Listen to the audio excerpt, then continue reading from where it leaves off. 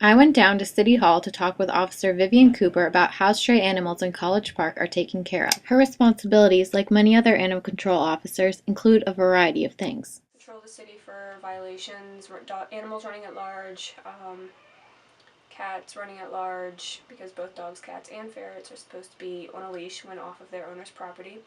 Pick up any roadkill that may be around the city, facilitate adoptions, uh, get the animals that are for adoption ready medically for the adoption program, transport them to the Petco adoption habitat. So, a lot.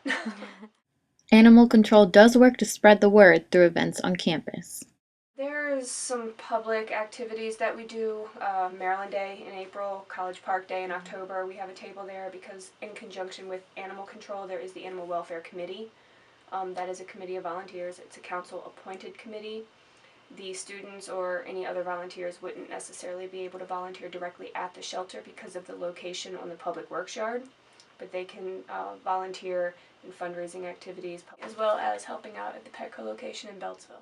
Animal control has a partnership with the Petco in Beltsville, Maryland, where people can potentially adopt strays. We have a partnership there. It's for the adoption program where we actually home particular animals in their store for adoption, for public view and presentation.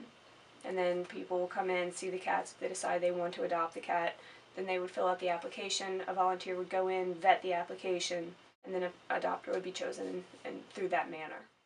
Officer Cooper said it really depends on the time of the year in terms of what animals are out most often.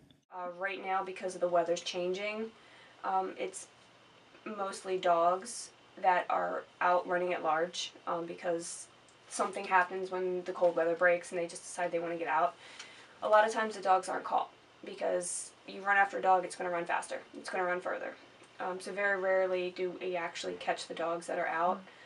In the spring, we have a high volume of cats and kittens that come in for obvious reasons. There's also a high number of injured wildlife. Although the conditions in the shelters for the animals aren't ideal, people like Officer Cooper help every day by giving these animals a place to go. For the Diamondback, I'm Allie Kessel.